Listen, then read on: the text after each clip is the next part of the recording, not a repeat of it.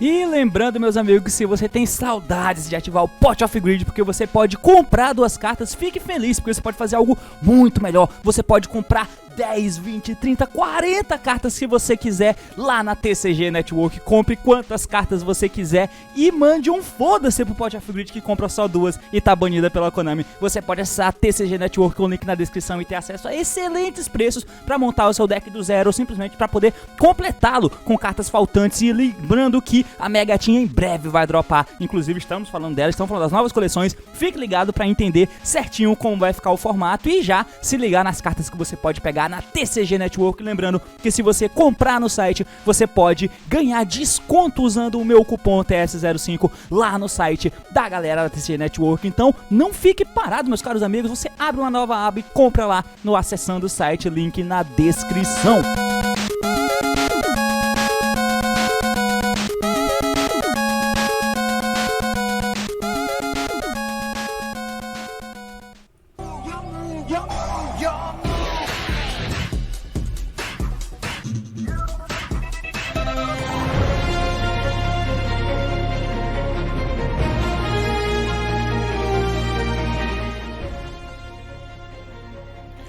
Fala aí, galera, eu sou o T e, cara, as coisas só não vão bem porque não tem gente que queira usar pra deixar bem.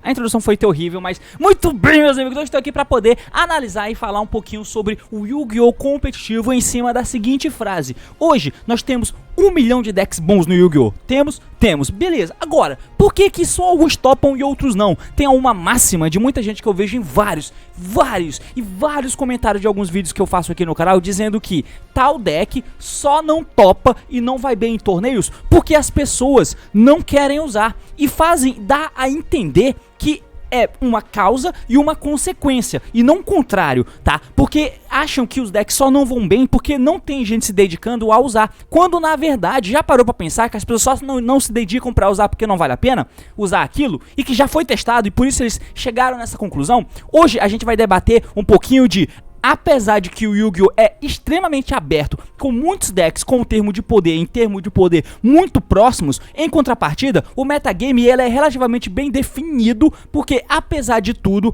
comparações são feitas entre os tipos de decks que estão no topo do competitivo e os que não estão, mas que têm característica parecida com aqueles que estão. Por que um deck de combo topa muito em detrimento de outro? É só porque as pessoas não querem usar o deck de Adamantipator ou Pendulum, por exemplo? Por que elas não querem usar? O assunto de hoje é tentar entender isso e colocar na tua cabeça de que, assim, muito do que você entende do Yu-Gi-Oh! Vem de como você diz essa frase. Se você acha que, de fato, os decks simplesmente não topam e não vão bem em torneios porque eles não são usados pelos jogadores competitivos, digamos que os jogadores competitivos, eles simplesmente querem usar um deck específico só porque eles querem, e isso automaticamente molda o Yu-Gi-Oh! Isso até pode ter um fundo de verdade. Em alguns pontos já aconteceram de que um deck era relevante, ele já existia, as pessoas só não usavam. Porque a ação e reação do jogo fez com que aquele jogo fosse descoberto só depois. Isso já aconteceu. A gente vai debater um pouquinho sobre, mas o que eu quero te falar não é isso. É simplesmente de que tem grupos específicos de decks e simplesmente alguns são melhores do que os outros porque sim. E vamos entender isso, de que o porquê que, ó meu Deus, todo dia você fala que o metagame é muito aberto e que é ruim ter o jogo assim, e ao mesmo tempo, nem todos esses decks topam. Por quê? O assunto de hoje basicamente é esse, meus amigos. Partiu, então vamos lá. Muito bem, esse pode ser um dos vídeos mais difíceis de eu fazer aqui no canal. Eu preciso conseguir transmitir muito bem a minha mensagem, que eu duvido que eu vá conseguir. Vou pedir um tempinho pra você pra eu tirar essa webcam aqui da frente. E aqui atrás você tá vendo a tela do Yu-Gi-Oh! Pro, né? Beleza. Com a tela do Yu-Gi-Oh! Pro em vista, a gente vai tentar entender um pouquinho. Eu coloquei uma cacetada de decks aqui, mas antes da gente poder chegar nisso, eu quero só dizer que vamos tentar entrar no que são, teoricamente, as exceções. Essas exceções vão ser o seguinte: eu vou colocar o Striker Dragon aqui, tá? Aqui embaixo. Na verdade, vai ficar aqui embaixo no Extra Deck ou no side, enfim. E outro exemplo disso é as cartas de Sky Striker mesmo, tá? Eu vou dar 2 grandes exemplos. A carta de Sky Striker mesmo, eu vou colocar a Engage aqui embaixo. Por quê? Aconteceu em uma época de que o próprio Orkut aqui, por exemplo, o que aconteceu foi que teve uma lista, tá? Então ali em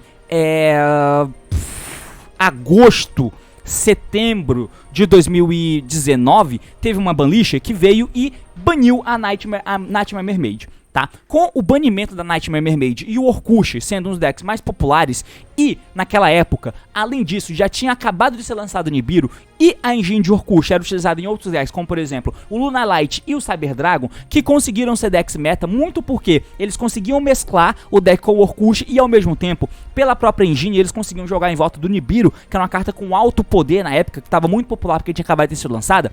Com isso em vista, a Konami foi lá e capou as pernas da Mermaid, justamente porque qualquer dois monstros na mesa, ou seja, One Card Combo plus descarte, full play de Orcush em literalmente qualquer deck, porque a engine é muito pequena. A Konami foi lá e baniu a Mermaid. Com o banimento da Mermaid, o Orcush ainda era um deck competitivo, e foi quando a gente começou a usar o Orcush naquela vibe de deck de que eu invoco normal sumo matemático, efeito, mando a harpa do deck pro cemitério, efeito harpa, bano, faço a Galateia, e as minhas jogadas eram dessa forma, era one card play, e essa play era o normal sumo que tentava milar o Special de Orcush, ou seja, a harpa. Então, ou era o matemático, ou era o Scrap Recycle, ou era o Armageddon Knight, ou era o Dark Griffer, esse tipo de coisa, tá? E aí o que acontece? O deck ficou extremamente frágil, porque qualquer hand trap nessa tentativa de jogada, você passava o turno.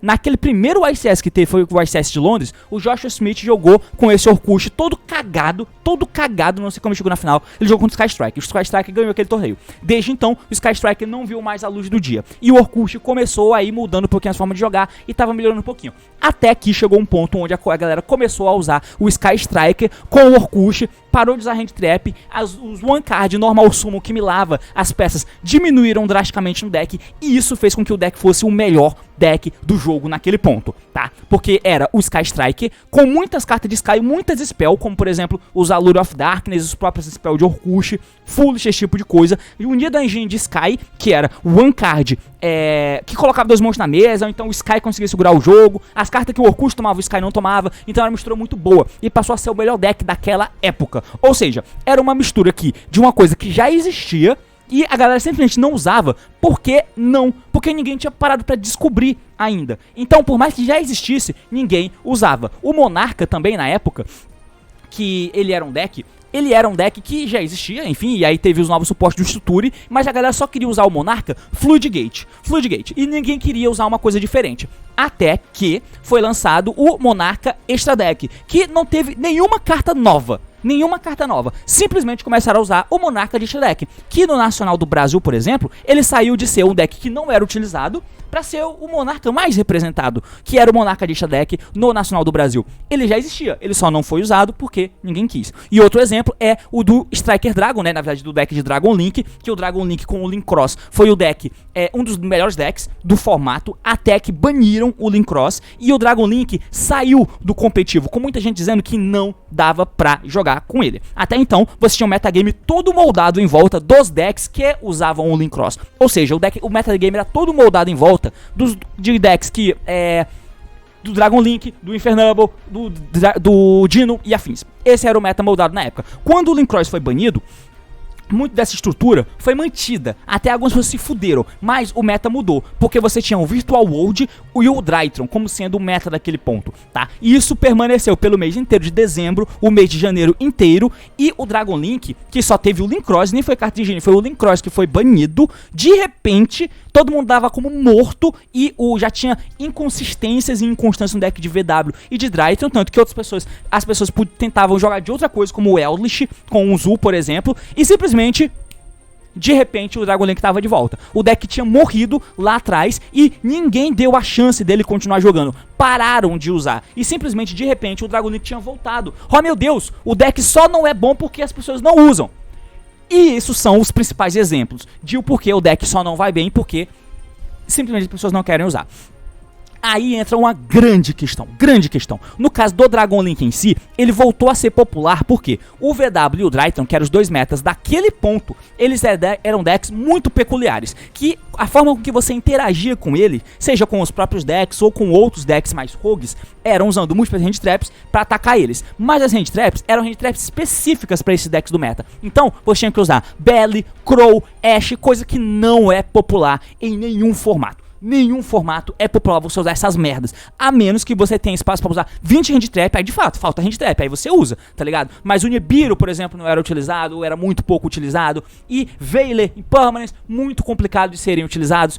Então, isso fazia com que o Dragon Link, de fato, ele não era utilizado, porque no começo do formato, pré o conhecimento a fundo desses decks, muito do metagame foi moldado usando esse tipo de carta ainda. Veiler, Belly, Ashe, e aí, tanto que no LCS, o primeiro que teve o Drytron, o Paulo tava usando a porra quer dizer, ele tava, enfim, foda-se.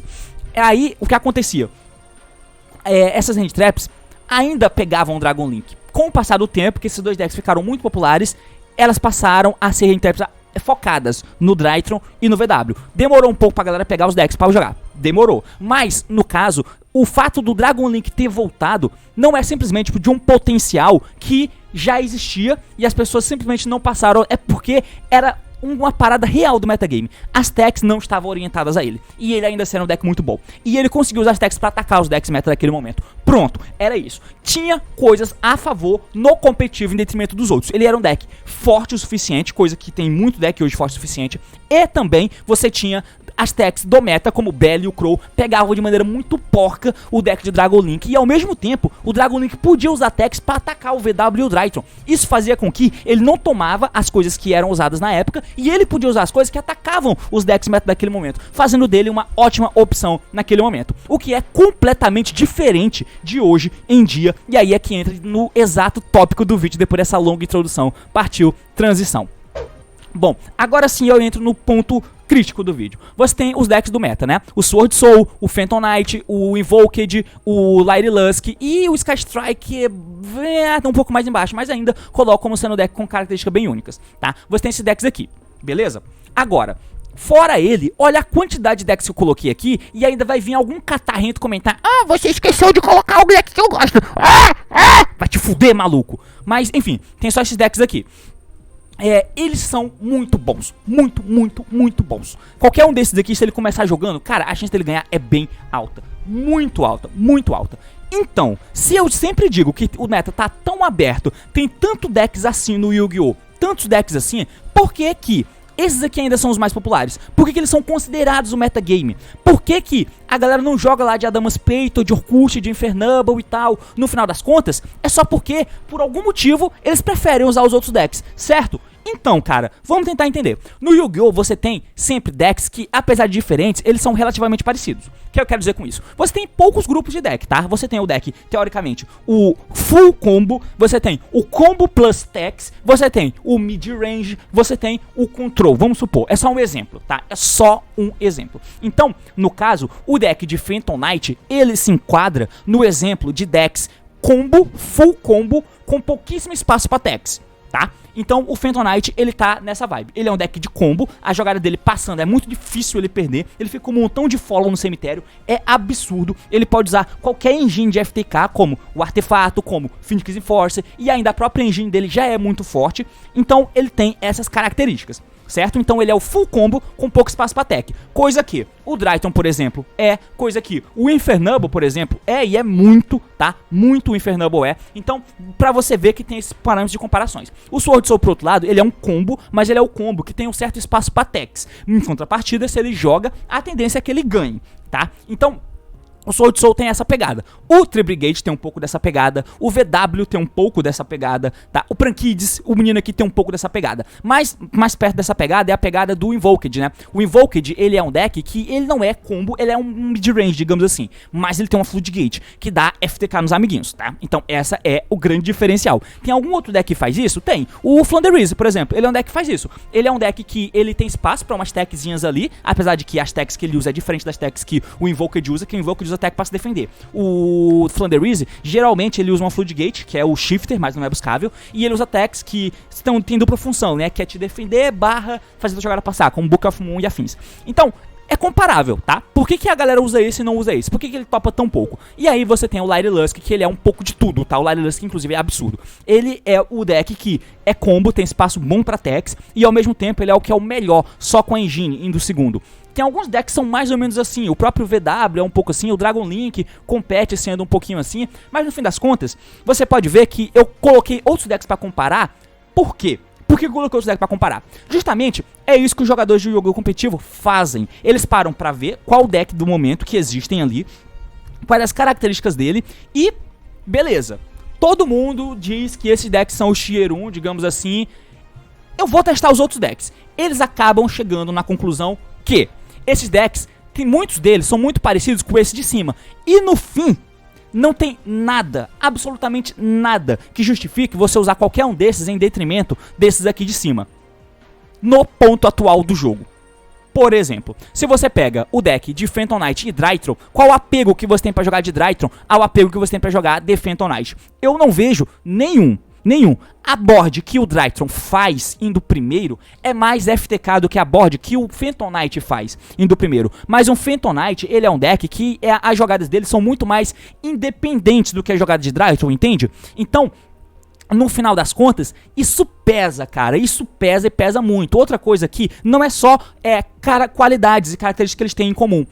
Eles carregam também defeitos, porque no caso, o Drytron ainda tem mais defeitos do que o Phantom Knight. Por quê? Além de eu achar que o Phantom Knight em si, apesar do Drytron guardar follow no cemitério também, guarda, mas os follow no cemitério do Phantom Knight são muito mais standalones do que os follow no cemitério do Drytron, e às vezes ele precisa rasgar tudo da mão. Então às vezes ele dá uns top deck e ele tem um monte de Drytron no cemitério e a carta do top deck ele não conecta.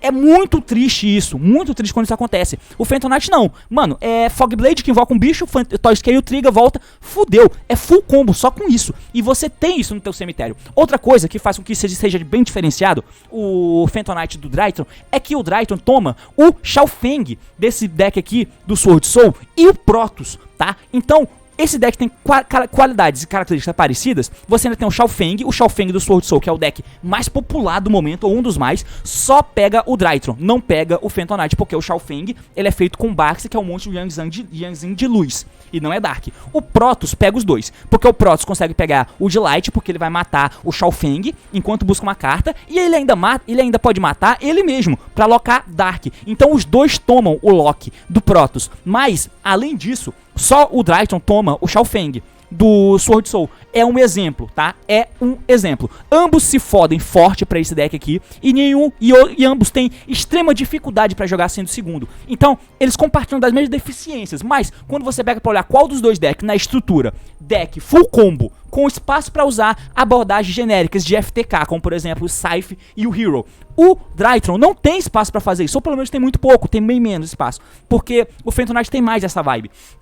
Então, o Phantom Knight, no fim das contas, ele se sobrepõe, se sobressai, porque ele não toma uma parada que o Drytron toma, ele faz as paradas, as jogadas são mais independentes dos follow-up dele, tá ligado? E a jogada é opressiva o suficiente também é opressivo o suficiente. Então os dois, em detrimento dos dois, é melhor usar isso, porque ele é muito menos sensível. Você toma o draw aqui e aqui não. Tudo bem que aqui você toma o lance e aqui não, mas é menos dolorido tomar o lance aqui do que tomar o draw aqui. Por isso que os dois em detrimento, esse aqui é usado. A mesma coisa vale pro Infernable. O Infernable tem um apego um pouquinho melhor, que ele é um pouquinho melhor indo second do que o Phantom Knight, porque as camadas de jogada dele são bem maiores, mas é um pouquinho só, não o suficiente pra justificar você usar ele. E o mesmo vale pro outro deck, qual era o outro deck que eu tava pensando aqui, que tá na mesma vibe que esses dois aqui, o Pendulum. O Pendulum também tem a mesma vibe desses decks aqui. Então, de todos eles, é muito melhor você usar o Phantom Knight, sendo que todos têm as mesmas características. E por isso, não é o Adamantium também é assim. Eu esqueci de botar aqui o Adamantium, né?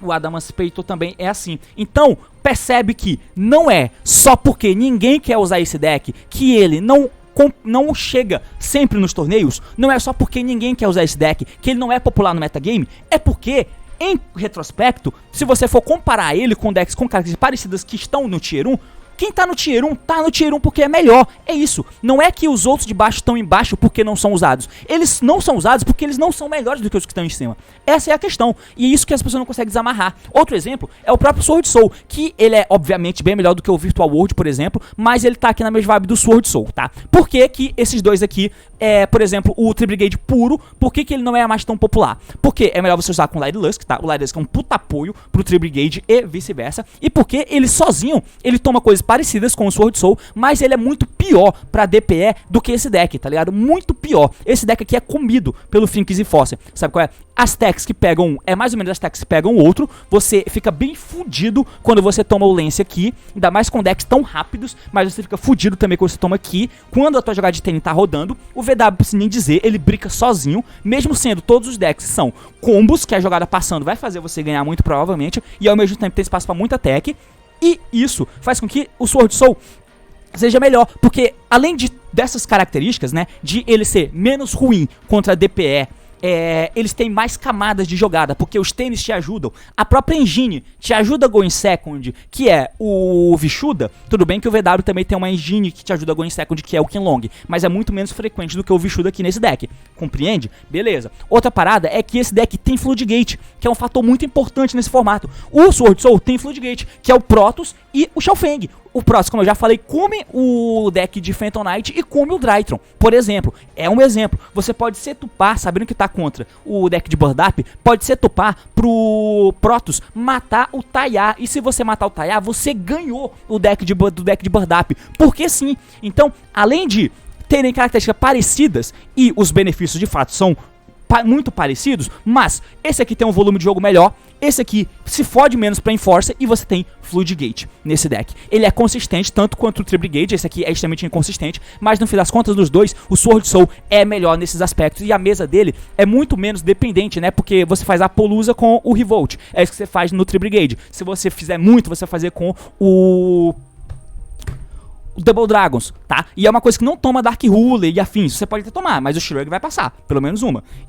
Esse aqui, pro outro lado, se você faz full, você vai fazer 3 synchros e uma trap, o que é muito bom, o que também te ajuda, tá ligado? É 2 pop, o que é muito bom em formato de combo. Então, percebe que no final das contas, entre os dois, o melhor, de fato, é o Sword Soul, nessas características, tá ligado? O Tri-Brigade sozinho, é melhor o Sword Soul, sabe qual é? Se você for usar o Tri-Brigade, é melhor com um passarinho, porque de todos ele é o melhor, tanto indo first quanto indo second.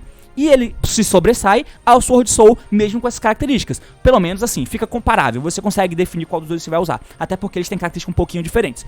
Essa é a ideia. Por fim, outras paradas que você pode comparar aqui, por exemplo, é o deck de Aleister, que é um deck que na verdade, é comparável com o Sword Soul, né? Coisas como Prankids, por exemplo, que obviamente é muito menos resiliente, apesar de ser bem consistente, é muito pouco resiliente em comparação ao Tri-Brigade e ao Sword Soul, mesmo sendo um deck que usa muita tech e pouca.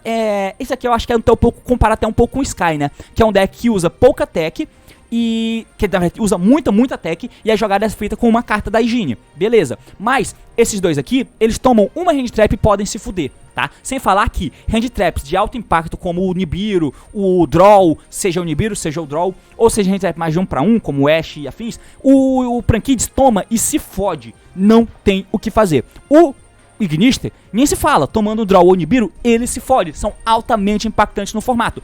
Não tem como se virar, não dá tempo. E sem falar que o Prankids, a limitação do Miau Miau faz com que não seja mais eu dou interação e seguro, tudo bem, dei minha hand trap porque eu tenho muita tech, dei minha hand trap, parei, o oponente voltou pra mim, normal sumo, full combo. Não é isso. Só tem um Miau Miau, você gastou lá no combo pra tentar jogar. Você perdeu, se fudeu. O mesmo vale pro Evil Twin, né, que tá na mesma vibe desses aqui. Então, eles não são usados porque o Invoked é melhor. O Invoked tem espaço pra usar muita tech, 12 tech é um bom número, plus pot, tá? Que é coisa que o próprio Light Lusk consegue usar também, pra você ver o nível que não tem justificativa pra usar nenhum desses aqui. Não tem justificativa pra usar nenhum desses aqui, porque apesar de ter espaço pra usar muita tech e fazer jogada com uma carta, não importa, esses dois aqui também conseguem, com combinação de 2 cartas, fazer uma mesa muito opressiva e ao mesmo tempo tem espaço pra usar também 12 techs mais o Prosperity, coisa que esses decks aqui não usam, tá? Esse aqui nem usa, tá ligado? Então, pra você ver, o Prosperity é muito absurdo e esse aqui faz Floodgate. Você tem o Enforce, tem a engine de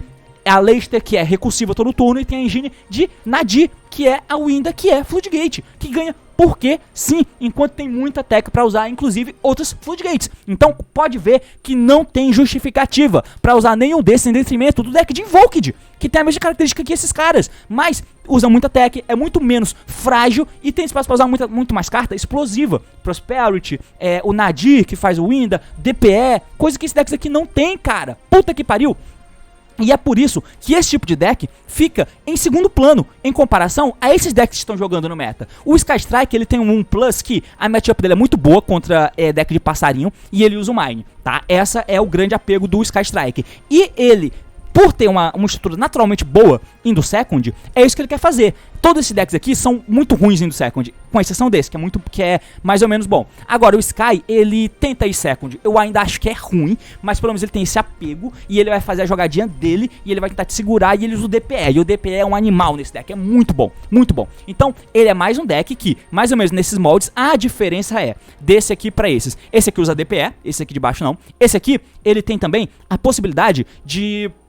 Ele usa 15 hand traps plus pot, se você quiser, e fizer um deck mais ou menos como o do Paulo, coxa jogadinha com uma carta, só que você não é forte igual esses daqui, eles são fortes, tá? O Sky não é, mas você usa o Mine. O Prankids também pode usar o Mine, esse aqui também pode usar o Mine? Pode, mas, esse aqui não, né, mas o Prankids pode. Você usa o Mine, mas a estrutura do seu deck é moldada pra ser Go em Second, o desses decks daqui, não. Então, pelo menos, você tem um apego com o Sky com relação a esse de baixo, coisa que ele não tem. Então é por isso, galera, que tem decks que são usados no metagame e outros não, mesmo parecendo serem tão bons em detrimento a outros. Claro, eventualmente pode aparecer um resultado do Orkush topar do Eldritch, o Sala ganhar o Remote Duel, mas é muito pouco em comparação ao todo que é o metagame. Não é justificável usar esses decks em detrimento dos que estão jogando hoje, beleza? Mas enfim, por hoje é isso, espero que você tenha entendido, espero que tenha gostado. Comenta e diz o que você achou, se gostou do vídeo, curte, escreve mais conteúdo assim, é claro, se inscreve, é isso aí, valeu, falou e até mais!